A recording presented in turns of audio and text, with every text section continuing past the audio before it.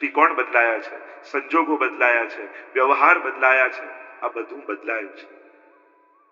અને એટલા માટે માણસે પણ બદલાવું પડે, વ્યવહાર બદલવા પડે. હવે પહેલા જેવી અપેક્ષા રાખીને બેઠા રહેશો, અમને પૂછતા નથી ને અમને આગે, હવે શેના માટે પૂછે? હવે સમય કયો? હવે બધાને પોતાની રીતે આગળ જવા દો, ઉડવા દો એમને પણ, એમને અનુભવ જીવનના લેવા દો. કેમ એવો આગ્રહ કે આપણી સલાહની લાકડીઓ પકડીને જ એ લોકો આગળ ચાલે? કેમ એને અનુભવ ન થાય? એને પણ સમજ છે. અને એટલા માટે તમે તમારું જો, અહીંયાના છોકરાઓ કહે છે, પપ્પા મમ્મી તમે તમારા વાપરજો, મારે તમારા પૈસા નથી જોઈતા, હું કમાઈ લઈશ. અહીંયા તો બાળકો એમ કહેતા. પણ આપણી પેલી આદત તો ના, દીકરાનું શું, દીકરાના દીકરાનું શું ને એની પછી એ શું.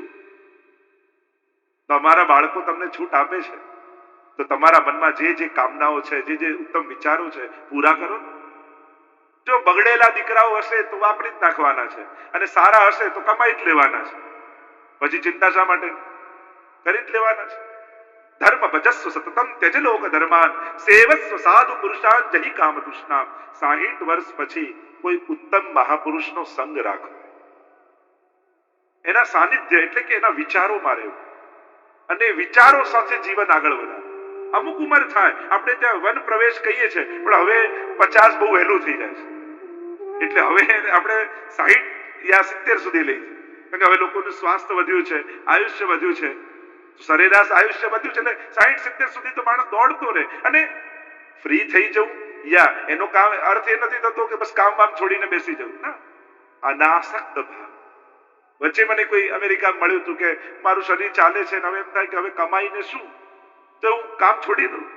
ના, હવે એવું કર, જે કમાઈશ એ સત્કાર્યમાં વાપરીશ, એવા નિયમ સાથે કામ કર. કામ છોડીને બેસી જવું એ સહેલું નથી હોતું. ફ્રી થવું એ ઘણી વાર કઠિન હોય. તો પછી એવું કરો, તમે કામ છોડી ન શકતા હો તો અનાસક્ત ભાવે કમાઓ. એટલે કે હવે કમાઈશ એ સત્કાર્યમાં, સમાજ સેવામાં, પ્રભુ સેવામાં કરીશ.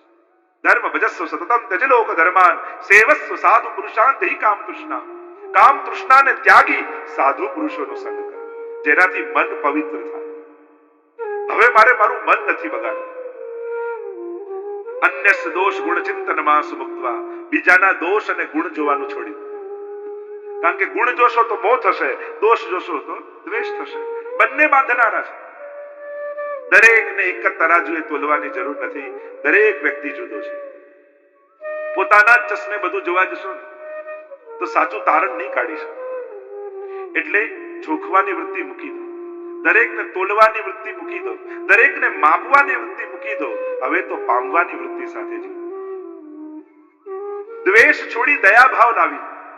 ગમતા લોકોને પ્રેમ કરીએ, ન ગમતા લોકો પર દ્વેષ નહીં, દયા રાખે કે ઠાકોરજી એને સદબુદ્ધિ આપે, એને સારા વિચાર આપે. કારણ કે દ્વેષ તો આપણને દજાડનારો છે.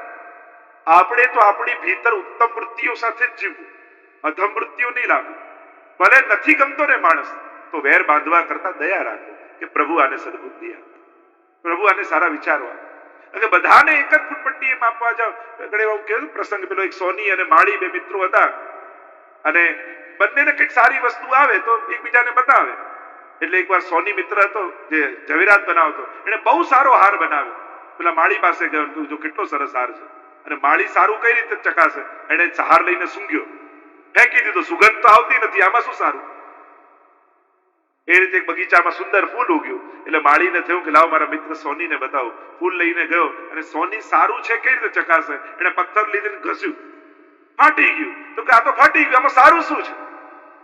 બંને ઉત્તમ વસ્તુ હતી, પણ પોતાની રીતે માપવા ગયા તો એનો આનંદ ન લઈ શકે. જીવનમાં આવું જ છે. ઘણા ઉત્તમ હોય છે, પણ આપણે જયારે એનો ચકાસણી કરવા ખોટી રીતે ને આપણી રીતે જઈએ છીએ, ત્યારે એમનો આનંદ નથી માણી શકતા.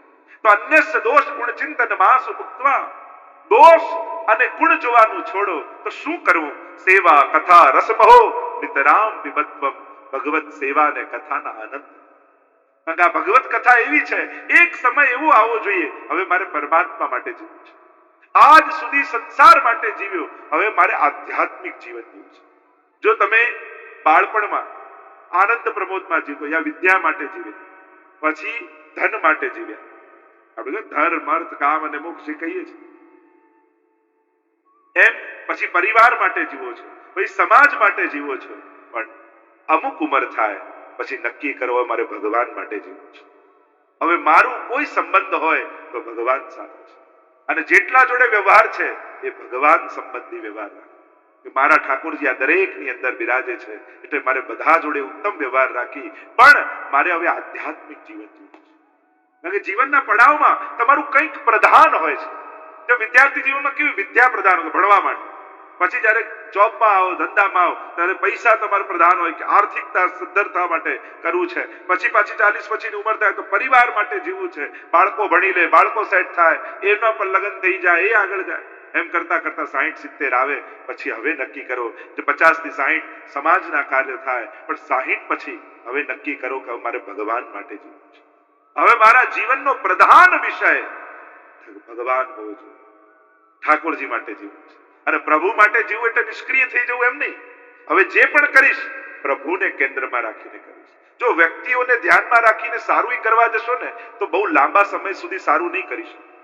કારણ કે વ્યક્તિ દેખાય છે તમને, અને વ્યક્તિ દેખાશે તો એનો સ્વભાવ, એના વ્યવહાર એ બધું દેખાશે, અને વ્યવહારમાં પડ્યા તો સત્કર્મો નહીં કરી શકે, સેવા નહીં કરી શકે. સેવા કરવા માટે વ્યવહારમાંથી ઊંચા ઉઠવું પડે, સેવાની વૃત્તિ સાથે કરવું પડે. આપણા જેના ઘરે જે ઠાકોરજીની સેવા કરીએ છે એ ઠાકોરજી આની અંદર છે એવો ભાવ રાખીને કરવું, ત્યારે જ સેવા થઈ શકે. કહ્યું પિતાજી હવે તો જવાનો સમય થયો, આ બધું જ કર્યું, બધું જ મેળવ્યું, પણ ક્યાં સુધી? ધનાની ભૂમૌ પસવસ્ય ગોષ્ઠે ભાર્યા ગુરુદ્વારી જના સ્મશાન. માણસ જયારે છેલ્લો સમય આવે ત્યારે એના મનમાં શું ચાલે, કેટલા વિચારો, કારણ કે જીવનમાં કેટલા સંસ્મરણો એને ભેગા કર્યા છે. પણ પછી એ ભૂતકાળને મૂકી દે, આગળનો વિચાર કરે, આગે કી સોચ, આગળનો. જો તમે કારે ચલાવતા હો તો પછી આગળનો કાચ મોટો હોય, પાછળ જોવાનો અરીસો નાનો હોય. તમે બેંકમાં જોવા માટે કેવું કાચ નાનો હોય અને આગળ જોવા માટે કેટલું મોટું કાચ. બસ અમુક સમયે જીવનનો દ્રષ્ટિકોણ એ કરી દે, પાછળનો અરીસો નાનો કરી દે. ભૂતકાળ ગયું, વહી ગયું, એમાંથી જે સાર મળ્યો એ ભેગું કરી લીધું. હવે મારે જીવનને સફળ કરવું છે. બધેથી આસક્તિ હટાઈ કેવલ પ્રભુમાં લગાવી છે. આખી જિંદગી ગઈ વાતો કરવામાં, આમ કરીશ, પેલું કરીશ, ફલાણું કરીશ. સુદાસજી કહેતા હે ને, જન્મ સબ બાતન બીત. વાતો કરતા કરતા જીવન સમાપ્ત થઈ ગયું. બાળપણ રમવામાં ગયું, યુવાની ધન કમાવામાં ગઈ, પછી સંસાર અને પરિવારને સાચવવામાં ગયા. આપણે આપણા માટે જીવ્યા ક્યાં? માણસ જયારે વિચાર કરે કે હું જીવ્યો ક્યાં, મારું જીવન ક્યાં સમાપ્ત, આ દેશમાં તો કામ કરતા કરતા ક્યાં તમે 60-70 ના થઈ જાઓ, ક્યાં સમય જતો રહે ખબર ન પડે. અને એટલા માટે જુદા જુદા પ્લાનિંગ ન કરતા કે સંસારથી ફ્રી થઈને ભગવાનનું કરીશ. ના, રોજ બરોજમાં ભગવત કાર્યોને ગોતી લે. રોજના ક્રમમાં ક્યાંક હું સત્કર્મ કરી શકું, સેવા કરી શકું એ શોધી લેજો. બાકી સંજોગો અનુકૂળ થવાની રાહમાં જ રહ્યા ને તો ક્યારે સત્કર્મ નહીં કરી શકે. પણ સત્કર્મ કરવા લાગ્યા તો ભગવાન સંજોગો અનુકૂળ ચોક્કસ કરી આપશે. તમે એમ વિચારશો કે ના બધાથી ફ્રી થઈને સેવા કરીશ, એ ફ્રી તો ક્યારે થવાતું નથી. સમયની સાથે સાથે જવાબદારીઓ વધે છે, ઘટતી નથી. માણસના બંધનો વધે છે. અને એટલા માટે જ્યારે સમજ આવે ત્યારે કરજો, સંજોગો આવે ત્યારે ન કરજો. સંજોગોનો શું ભરોસો? કોણ જાણે? જ્યારે બધા સંજોગો અનુકૂળ હોય ત્યારે શરીર સાથ ના આપતું. અને એટલા માટે જે થયું, જે કર્યું એ સાચું, અને જે કર્યું એ જ્યારે ન થાય ત્યારે વાગોળું. કોઈ કે હવે મારું શરીર નથી ચાલતું, વાંધો નહીં. જ્યારે ચાલતું હતું ત્યારે જે આનંદ લીધો, હવે બેઠા બેઠા એને વાગોળું. પેલી ગાય જેમ ભોજન કરી લે સમય થાય અને પછી સમય પૂરો થાય અને બેઠી હોય ત્યારે પોતાનું ખાધેલું જેમ વાગોળતી હોય, એમ જ્યાં સુધી શરીર ચાલ્યું ત્યાં તો સેવા, ઉત્સવ, આનંદ કર્યા. પણ હવે નથી ચાલતું તો જે આનંદ કર્યો ને એને વાગોળવા. અને એમે જ્યારે કરતા હોઈએ એના કરતા જ્યારે યાદ કરીએ ત્યારે વધારે મીઠું લાગે. તમે યાત્રામાં જાઓ ને એ ટાઈમે એટલો આનંદ કરતા, ઘરે આવીને યાત્રાને યાદ કરો ને ત્યારે વધારે આનંદ લાગે. એમ જ ઘડપણ એટલે યુવાનીમાં કરેલા સત્કર્મોને વાગોળવાનો સમય. વૃદ્ધાવસ્થા એટલે જે આખું જીવન જીવ્યા એના આનંદને વાગોળવાનો સમય. પછી પશ્ચાતાપ નહીં કરવો કે હવે શરીર નથી ચાલતું, આમ નથી થતું, પેલું નથી. આ શરીરના ધર્મો છે, સમય આવશે. પણ હવે જે આનંદ લીધો છે એને વાગોળો, એને શેર કરો, એને બીજાને પ્રેરિત કરો કે જો આવો અમે આનંદ લીધેલો છે. અને આ રીતે જ્યારે જીવન ચાલે તો એ આનંદમય જીવન થાય. આમ અહીંયા ગૌકર્ણજી ઉપદેશ આપે છે અને આત્મદેવ ઘર છોડીને નીકળ્યા, વનમાં જઈને ઉદ્ધાર સાધ્યો છે અને હવે તો કોઈ ધુંધકારીને રોકનારું રહ્યું નહીં અને 5 ગણિકાઓને લઈ આવ્યો અને 5 ગણિકાઓ આવી ઘરમાં એમને ખુશ કરવા માટે રાજાને ત્યાં ચોરી કરી અને રાજાને ત્યાં ચોરી કરી અને આ ગણિકાઓ ગભરાઈ. એમને થયું કે અરે આ રાજાને પકડશે ને મારશે તો એની સાથે અમને પણ મૃત્યુદંડ થશે, તો અમે મરીએ એના કરતા આને જ મારી નાખીએ. અને આમ વિચાર કરી ગણિકાઓએ ધુંધકારીને બાંધ્યો, ઊંધો લટકાવ્યો, ધૂણી કરી, તડપાવીને ધુંધકારી મૃત્યુને પ્રાપ્ત થયું, અપમૃત્યુ થયું. માર્યો એને અને માર્યો એટલે પ્રેત યોનિને પ્રાપ્ત થયું. એકવાર ગૌકર્ણજી જ્યારે ગયા શ્રાદ્ધ કરીને પાછા આવ્યા, રાત્રિના સમયે સૂતા હતા, ચિત્ર વિચિત્ર આકૃતિઓ દેખાવા લાગી. કોઈ કઈ કહેવા માંગે છે પણ કહી નથી શકતું. હાથમાં જલ લઈ અને ગૌકર્ણજીએ જ્યાં છાંટ્યું, રડવાનો અવાજ સંભળાયો અને રડતા રડતા પૂછ્યું જ્યારે ગૌકર્ણજી કે કોણ છે તું, કેમ રડી રહ્યો છે? ત્યારે અવાજ આવ્યો કે હું તમારો ભાઈ ધુંધકારી છું. અરે તારી પાછળ તો મેં ગયા શ્રાદ્ધ કર્યું તોય તારો ઉદ્ધાર નથી થયો. મેં એટલા પાપ કર્યા છે કે 100 વાર ગયા શ્રાદ્ધ કરો તોય મારો ઉદ્ધાર સંભવ નથી. આપ જ્ઞાની છો, આપની શરણે હું આવ્યો છું, કોઈ એવો ઉપાય કરો મારો ઉદ્ધાર થાય. ગૌકર્ણજી પ્રાતઃકાલ ઉઠી નદીમાં સ્નાન કરવા માટે ગયા, હાથમાં જલ લઈ સૂર્યને અર્ઘ આપ્યું છે અને સૂર્ય નારાયણ પ્રગટ થયા ત્યારે પ્રશ્ન કર્યો કે 100 ગયા શ્રાદ્ધથી પણ જેનો ઉદ્ધાર ન થાય એનો ઉદ્ધાર કરવાનો ઉપાય શું? અને ત્યારે સૂર્ય નારાયણે કહ્યું તમે ભાગવત કથા કરો. આનો પ્રભાવ એવો છે કે શ્રવણ માત્રથી કરોડો પાપોથી લિપ્ત જીવ પણ મુક્તિને પ્રાપ્ત થઈ જાય છે. અને કર્યા નિર્ધાર કે ભાગવત કથા કરીશ. સમગ્ર ગામવાસીઓને આમંત્રણ આપ્યું છે, બધા જ કથા શ્રવણ કરવા માટે આવ્યા છે. આખો પંડાલ ભરાયો છે. ગૌકર્ણજી પોતે વિદ્વાન છે, પોતે કથા કરવા માટે બિરાજમાન થયા. એટલામાં ધુંધકારી આવ્યો, જોયું તો ક્યાંય બેસવાની જગ્યા નહીં, એટલે 7 ગાંઠનો વાંસ પડ્યો હતો, એમાં જઈને બેસી ગયો. અને આ 7 ગાંઠનો વાંસ કેવલ ધુંધકારી નહીં, આપણા બધાની અંદર છે. કામ, ક્રોધ, લોભ, ઈર્ષા, દ્વેષ, મત્સર, આ 7 ગાંઠો આપણા બધાની અંદર છે. અને આ કથા સાંભળતાની સાથે એક એક ગાંઠ તૂટે છે અને મોહનું મરવું એ જ મુક્તિ છે. માણસનો મોહ મરી જાય એ જ મુક્તિ. ધુંધકારી બેઠો છે, એક એક દિવસ કથા થાય ને એક એક વાંસ ફાટે. 7મા દિવસે આખો વાંસ ફાટ્યો અને ભગવાનના પાર્ષદો વિમાન લઈને લેવા માટે આવ્યા. ધુંધકારી જ્યાં વિમાનમાં બેસવા જાય એટલામાં ગૌકર્ણજીએ કહ્યું ઉભા રહો, ઉભા રહો, ઉભા રહો. કથા તો બધાએ સાંભળી છે, પછી વિમાન કેવલ ધુંધકારી માટે શા માટે? શ્રવણસ્ય વિભેદેન ફલ ભેદો અત્ર સંસ્થિતઃ. શ્રવણના ભેદથી ફલમાં ભેદ પડ્યો છે. પાર્ષદો કહેવા લાગ્યા કથા બધાએ સાંભળી, પણ જે રીતે ધુંધકારીએ સાંભળી એ રીતે કોઈએ નથી સાંભળી. એણે શ્રવણ કર્યું, મનન કર્યું અને નિધિધ્યાસન કર્યું છે. આપણે સાંભળીએ પછી ઘરે જઈને એનું મનન કરવું અને પછી અભ્યાસ કરવો કે કેમ કરીને સાંભળેલું હું જીવી શકું. જે કથામાં સાંભળીને આવ્યો એ મારા જીવનમાં હું કેમ લાવી શકું એનો પ્રયાસ કર્યો. નિધિધ્યાસન કર્યું છે. ગૌકર્ણજી કહે હું પુનઃ કથા કરીશ. ફરી કથા કરી છે. સમગ્ર નગરવાસીઓએ પુનઃ ખૂબ જ શ્રદ્ધાપૂર્વક શ્રવણ કર્યું છે અને એટલામાં તો ભગવાન સ્વયં વિમાન લઈને આવ્યા અને કહ્યું આ ભાગવત કથાના પ્રભાવથી સમસ્ત નગરવાસીઓનો ઉદ્ધાર થયો છે અને સમસ્ત ગૌકર્ણજીની કૃપાથી સમસ્ત નગરવાસીઓનો ઉદ્ધાર થયો. તો આ ભાગવતની કથા એવી છે, ધુંધકારી જેવા પાપીઓને પણ તારનારી છે. 6થા અધ્યાયમાં ભાગવત કથા શ્રવણની વિધિ બતાવી અને અહીંયા મહાત્માની કથાને વિરામ આપીએ. બોલો ગોવર્ધન વલ્લભાધીશ કી જય. પ્રથમ સ્કંદ થી લઈને 12મા સ્કંદ સુધી 18,000 શ્લોકોમાં વ્યાસજીએ ભાગવતજીનું વર્ણન કર્યું છે. 12 અંગ શ્રીનાથજી બાબાના, 12 સ્કંદ ભાગવતજી. પહેલો ને બીજો સ્કંદ એ શ્રીનાથજી બાબાનું જમણું અને ડાબું ચરણ છે. અને એટલા માટે પ્રથમ સ્કંદ પ્રવેશ એટલે શ્રીનાથજી બાબાના જમણા ચરણનો સ્પર્શ. આપણે ત્યાં તો શ્રીનાથજી બાબાની આખી કંદરા છે, એ પણ પ્રગટ ભાગવતજી રૂપે છે. તમે જ્યારે હવેલીમાં દર્શન કરવા જાઓ નાથદ્વારા હવેલીમાં શ્રીનાથજી બાબાના, અને શ્રીનાથજીની કંદરાના જ્યારે દર્શન કરો ત્યારે કંદરામાં અનેક ચિહ્નો છે. એ ચિહ્નો શું છે તો કે ભાગવતજીના 12 સ્કંધોના પ્રતીકો ત્યાં છે.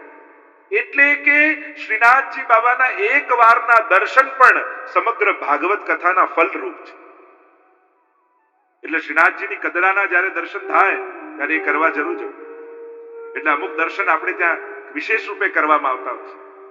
સ્નાન યાત્રા આદિ આવે ત્યારે શ્રીઅંગના દર્શન થાય ત્યારે દર્શન વિશેષ રૂપે કરવા જતા. જન્માષ્ટમીમાં જ્યારે શ્રીગાળ પંચામૃત આદિ થાય ત્યારે સમગ્ર શ્રીઅંગના દર્શન થાય છે. અને કંદરાના દર્શન જ્યારે કરો તો આ 12 સ્કંદ ભાગવતજી પ્રગટ સ્વરૂપે શ્રીનાથજીમાં છે. તમે શ્રીનાથજીના દર્શન કરો ને તો શ્રીનાથજીની કંદરામાં 2 ગાય દેખાય. એ 2 ગાય એ પ્રથમ સ્કંદનું પ્રતીક છે. કારણ કે પ્રથમ સ્કંદમાં પૃથ્વી અને ધર્મનો સંવાદ, ગાય અને બળદનો સંવાદ આવે. તો એ ગાય પ્રથમ સ્કંદના પ્રતીક રૂપે છે. તમે શ્રીનાથજી બાબાના દર્શન કરો તો મસ્તક ઉપર એક પોપટનું ચિહ્ન છે, શુક છે. એ દ્વિતીય સ્કંદનું પ્રતીક છે. શુક ઉવાચ, શુકદેવજી દ્વિતીય સ્કંદમાં બોલવાની શરૂઆત કરે છે. શ્રીનાથજી બાબાની કદરામાં એક મુનિ બેઠા છે. એ ત્રીજા સ્કંદમાં આવેલા કપિલ ભગવાન છે, જે સાંખ્ય શાસ્ત્રનો ઉપદેશ કરે છે. એટલે એમના દર્શન માત્રથી તૃતીય સ્કંદનું ફળ મળે. શ્રીનાથજી બાબાની કદરામાં 2 મુનિ બેઠા છે. એ નર અને નારાયણ ચોથા સ્કંદના પ્રતીક રૂપે છે. શ્રીનાથજી બાબાની કદરામાં એક ઘેટાનું, મેષનું ચિહ્ન છે. એ કાળનું પ્રતીક છે. અને કાળ ગણના એ પંચમ સ્કંદમાં ભાગવતજીમાં આવે છે. એટલે એના દર્શનથી 5મા સ્કંદનું ફળ મળે. શ્રીનાથજી બાબાની કદરામાં 2 ગાય, એક ગાય અને બીજું વાછરડું. જેમ વાછરડું દૂધ પીતું જાય અને ગાયને લાત મારતું જાય, છતાંય ગાય દૂધ પીવડાવવાનું બંધ નથી કરતી. આ જ ભગવાનની પુષ્ટિ લીલા છે. અને પુષ્ટિ લીલા એ 6થા સ્કંદમાં વર્ણિત છે. એટલે કે એના દર્શન માત્રથી 6થા સ્કંદનું ફળ મળે. શ્રીનાથજી બાબાની કદરામાં નરસિંહજીનું ચિહ્ન છે. એ 7મા સ્કંદમાં પ્રગટેલા નરસિંહ ભગવાનના પ્રતીક રૂપે છે. એના દર્શનથી 7મા સ્કંદનું ફળ મળે. શ્રીનાથજી બાબાની કદરામાં એક સર્પ છે. એ વાસુકી નાગનું પ્રતીક છે. અને 8મા સ્કંદમાં સમુદ્ર મંથનની કથા આવે છે. અને એમાં વાસુકી નાગને દોરડો બનાવી સમુદ્ર મંથન કર્યું. એટલે 8મા સ્કંદનું ફળ એ નાગના દર્શનથી મળે. શ્રીનાથજી બાબાની કદરામાં નીચે 2 મોર છે. અને મોર એ નિષ્કામ ભક્તો છે. અને ઈશસ્ય અનુગામી નામ કથા, ઈશાનું કથા એ 9મા સ્કંદ છે. એટલે મોરના દર્શનથી 9મા સ્કંદનું ફળ મળે. અને શ્રીનાથજી બાબાની કંદરાની મધ્યમાં સ્વયં ઠાકોરજી બિરાજમાન છે. અને એ સાક્ષાત 10મા સ્કંદમાં પ્રગટેલા ઠાકોરજી છે, પ્રભુ છે. એટલે એ દર્શનથી 10મા સ્કંદનું ફળ મળે. શ્રીનાથજીને ફરતે એક સર્પ છે. ઘૂંટણ પાસેથી એક સર્પ જાય છે. એકાદશ સ્કંદે મુક્તિ લીલા છે. આપણે ત્યાં કહેવાય સમય થાય અને સાપ એની કાચલી ત્યાગે નહીં તો આંધળો થઈ જાય. એમ મોહથી અંત બનેલો જીવ જ્યારે મોહરૂપી કાચલીને ત્યાગી દે અને મોહનું મરી જવું, એ જ મુક્તિ લીલા છે. એ છે એકાદશ સ્કંદનું ફળ. અને શ્રીનાથજી બાબાનું 12મો સ્કંદ એટલે ઊંચો ઉઠેલો હાથ જે કંદરામાં છે ને, તો 12મા સ્કંદની લીલા એ આશ્રય લીલા છે. એટલે શ્રીનાથજી બાબા ઊંચો હાથ કરી સર્વ ભક્તોને પોતાના આશ્રયમાં બોલાવે છે. એટલે જ્યારે ઊંચા ઉઠેલા હાથના દર્શન કરો ત્યારે તમારો આશ્રય ઠાકોરજીના ચરણારવિંદમાં સિદ્ધ થાય છે. આમ 12 સ્કંદ પ્રગટ રૂપે દર્શન કરવા હોય તો જ્યારે હવેલીમાં દર્શન કરો એટલે નક્કી કરો કે અઠવાડિયામાં એક વાર તો ચોક્કસ શ્રીનાથજીના દર્શન કરવા જઈશું. જો પહેલા તો એમ થતું કે જ્યારે ઇન્ડિયા જઈશું ત્યારે નાથ દ્વારા આપણે દર્શન કરવા જઈશું શ્રીનાથજીએ. પણ શ્રીનાથજી એવી કૃપા કરી કે મેલબર્નમાં નાથ દ્વારા પોતે આવી ગયું છે. સ્વયં નાથ દ્વારા સિદ્ધ થઈ ગયું. એટલે એક સંકલ્પ આપણો જરૂર હોય કે આપણી તકલીફ છે ને, જો કોઈ વસ્તુ આપે ને તો એને 10 વાર થેન્ક યુ કહી દે. પણ જેણે જીવન આપ્યું એનો આભાર નથી માનતો. જો એક વસ્તુ યાદ રાખો, આ જેટલી વસ્તુઓ છે એ બધાની કિંમત ભગવાને આપેલી વસ્તુઓથી જ છે. તમને કોઈ મોંઘામાં મોંઘું ટીવી આપે એને 10 વાર થેન્ક યુ કહો, પણ જેણે જોવાની આંખો આપી એને ક્યારે થેન્ક યુ નથી કહ્યું. તમને કોઈ ટેપ આપે, સીડી આપે તો એને 10 વાર થેન્ક યુ કહો, પણ જેણે સાંભળવા કાન આપ્યા એને ક્યારે થેન્ક યુ નથી કહ્યું. આ બધી વસ્તુઓની કિંમત ભગવાને આપેલા શરીરથી જ છે. અને એટલા માટે બધાને થેન્ક્સ કહેવા જાઓ છો, પણ ક્યારે ઠાકોરજી પાસે અઠવાડિયું જઈ એક વાર જઈ પ્રભુને કહો છો, પ્રભુ થેન્ક યુ વેરી મચ, તમે મને વૈષ્ણવ બનાવ્યો, તમે મને માણસ બનાવ્યો, હું આ જીવનને જીવી શકું છું તારી કૃપાને કારણે. તો દરેકના ઉપકારના મૂળમાં પરમાત્મા જ છે. અને ઠાકોરજી આગળ હું તો હંમેશા 5 મિનિટ પણ ઊભા જરૂર રહેવું. આપણને જ્યારે દેખાય પણ એ મને જોઈ રહ્યો છે એવો ભાવ રાખીને પણ સામે ઊભા રહે. એની દ્રષ્ટિ આપણા પર પડે તોય આપણું કલ્યાણ થઈ જાય, તોય આપણા દુર્ભાગ્યો ટળી જાય. એટલે કે એવો નિયમ બનાવો કે 7 દિવસમાં એક વાર ઠાકોરજી પાસે જઈને જરૂર કહીશ, પ્રભુ થેન્ક યુ વેરી મચ, તારો બહુ મોટો આભાર મારા ઉપર છે, ઉપકાર મારા ઉપર છે. આ ભાવ આપણી અંદર આવો છે. તો અહીંયા જ્યારે 12 સ્કંદ આશ્રય લીલા તે પ્રગટ રૂપે શ્રીનાથજી બાબામાં બિરાજમાન છે. ભાવ પ્રથમ સ્કંદમાં પ્રવેશ કરીએ. પ્રથમ સ્કંદ એને અધિકાર લીલા કહેવામાં આવે છે. અધિકાર એટલે પાત્રતા, યોગ્યતા. અધિકારનો એક અર્થ હક પણ થાય કે આના પર મારો અધિકાર છે, પણ ભાગવતજીનો પ્રથમ સ્કંદ હકની વાત નથી કરતો, પાત્રતાની વાત કરે છે. હકની વાત કરનારા લોકો જો કર્તવ્યોને ભૂલીને અધિકારની વાત કરે ને, એ સમાજનું પતન થાય.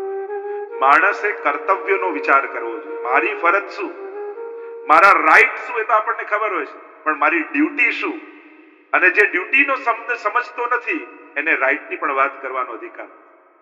સૌથી પહેલા પોતાના કર્તવ્યો માટે સભાન થાવ, પછી તમારા અધિકારની વાત. તો અધિકાર એને કહેવાય કે જે ગમે તેટલો વરસાદ પડ્યો હોય પણ આપણી બહાર કુંડું પડ્યું હોય નાનકડું, તો કુંડામાં કુંડા જેટલું જ આવે, આ એનો અધિકાર કે. એમ આ ભાગવતની કથા એ તો પરમ રસમય છે, પણ જેનો જેવો અધિકાર એને એવી જ પ્રાપ્તિ થશે. કથા 3 જણા વચ્ચે છે ભાગવતજીમાં. તમે જુઓ તો સનત કુમારો અને નારદજી પણ કરી છે. યા તમે 3 વક્તા શ્રોતાની વાત કરો તો ઉત્તમ, મધ્યમ ને કનિષ્ઠ. આ અધિકાર ચર્ચા ભાગવતજીમાં કરવામાં આવે, કારણ કે ભાગવતજીમાં 3 જણાની વચ્ચે ડાયલોગ છે અને એમાં આ પ્રથમ સ્કંદમાં એ વર્ણન છે અને એમાં અધિકાર બતાવવામાં આવ્યો કે આ 3 જણા જે ભાગવતજી એકબીજાને કહી રહ્યા છે અને સાંભળી રહ્યા છે, તો એમાં ઉત્તમ કોણ, મધ્યમ કોણ અને કનિષ્ઠ કોણ. તો આ 3 જણાની વચ્ચેની ચર્ચા અને એમનો અધિકાર બતાવ્યો, એટલે આ પ્રથમ સ્કંદને અધિકાર લીલા કહે છે. આ 3 જણાની વચ્ચેનો ડાયલોગ આવશે. એક અધમ છે સુખ અને સુતજી, સૌનકજી અને સુતજી. અધમ એટલે ખરાબ નહીં, ઉત્તમ મધ્યમથી ઉતરતું. મધ્યમ છે નારદજી અને વ્યાસજી, અને ઉત્તમ છે શુકદેવજી અને પરીક્ષિત. આ 3 જણાની વચ્ચેનો ડાયલોગ સમગ્ર ભાગવતજીની કથા રૂપે આપણે સાંભળવાનો છે. અહીંયા સંવાદ છે, અહીંયા પ્રવચન નથી, એમાં સંવાદ છે કે બે કોઈ પ્રશ્ન કરે છે અને કોઈ ઉત્તર આપે છે. તો આમાં અધિકાર બતાવ્યો. સૌનકજી અને સુતજીને હીન અધિકારી કયા, કારણ એમની વ્યાવૃત્તિ યા મુખ્ય આસક્તિ કથામાં નથી. મધ્યમ નારદજી અને વ્યાસજીને કયા, કારણ પોતે બંને ભગવદ અવતાર છે પણ હજી સંસારની ચિંતા છે. પણ સુખદેવજી અને પરીક્ષિતને ઉત્તમ કયા, બંનેને ભગવાન મળી ગયા છે ગર્ભમાં જ, છતાંય ભગવાનની કથામાં પરમ આસક્તિ છે, એટલે ઉત્તમાધિકારી કયા. અધિકાર ભેદ છે અને બહુ મહત્વનો શબ્દ છે અધિકાર. આપણે કહીએ ઇંગ્લિશમાં કહેવાય ફર્સ્ટ ડિઝર્વ ધેન ડિઝાયર. પહેલા યોગ્ય બનો પછી અપેક્ષા રાખો. યોગ્યતા વગરની અપેક્ષા યા પ્રાપ્તિ. કારણ કે એક વસ્તુ યાદ રાખો, ભગવાન પાત્ર બનાયા વગર પ્રાપ્તિ કરાવતા નથી. સૌથી પહેલા તમને પાત્ર બનાવે છે, એ તમને ઘડે છે, તમને આકાર આપે છે, પછી એ પ્રાપ્તિ કરાવતો છે. પણ માણસને પાત્ર બનવાની પ્રક્રિયા ગમતી નથી, એને ગમતું નથી એમાંથી પસાર થવું. એ યોગ્યતા પ્રાપ્ત કરાવવા માટે ભગવાન જે પ્રક્રિયા આપે એ પ્રક્રિયામાંથી પસાર થવું માણસ નથી. પેલી માટીને એમ થાય કે પેલો કુંભાર લઈને આવ્યો ને પગથી કચડે છે, ત્યારે માટીને એમ થાય કે મેં કયા અપરાધ કર્યા છે, પેલો પગમાં કચડે છે.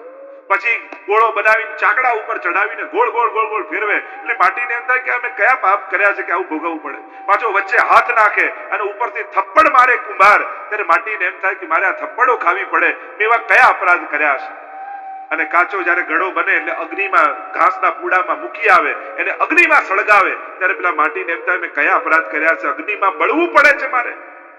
અને બળ્યો અને બજારમાં જઈને વેચી આવ્યો, ત્યારે એને થયું કે મેં કયા અપરાધ કર્યા છે. પગથી કચડાતા કચડાતા છેક બજારમાં વેચાયો, પણ એટલામાં એક વૈષ્ણવ ધોતી બંડી પહેરી માટલું ખરીદીને લઈ ગયો, કુવામાંથી જળ ભર્યું, ઠાકોરજી પાસે રાખી અને સવાર પડે એ કુવા એ માટલામાંથી લોટીમાં જળ ભરી અને ઝારી ભરી, ત્યારે માટીને સમજાયું કે આ પ્રક્રિયામાંથી પસાર તો થયો, પણ આજે ઠાકોરજીને જલ પીવડાવવાનું પુણ્ય મને મળ્યું.